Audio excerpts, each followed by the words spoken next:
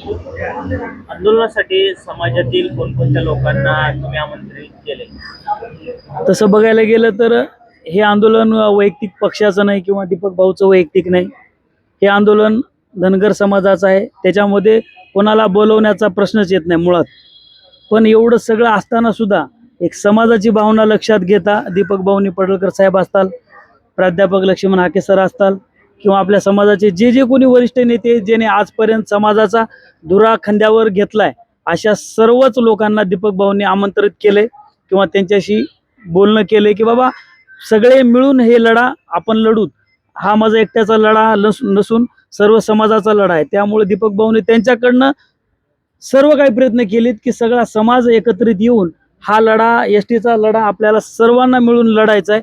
त्यांनी सर्वांना बोलवलंय. आता यायचं नाही यायचं हा प्रश्न त्यांचा वैयक्तिक आहे. पण दीपक भाऊकडनं तर जवळपास मी बघतोय माझ्या देखत बऱ्याच नेत्यांना बऱ्याच सामाजिक कार्यकर्त्यांना दीपक भाऊंनी स्वतः बोलून आमंत्रित केले. त्यांच्याकडनं त्यांना मेसेज पण केले.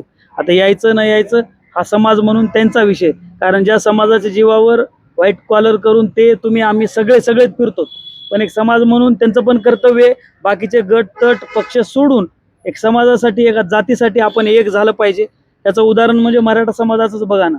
जात पात सगळं पक्ष सोडून त्यांनी काय रोडवर आले आणि त्यांच्या हिशाचं त्यांनी आरक्षण जवळपास घेतलं असं म्हणायला सुद्धा हरकत नाही. मी एवढं सांगल की उद्या जर ते सगळे आले तर नक्कीच हा लढ्याला यश भेटल आणि एसटीचं आरक्षण 100% भेटलच. त्याच्यात काही विषयच नाही.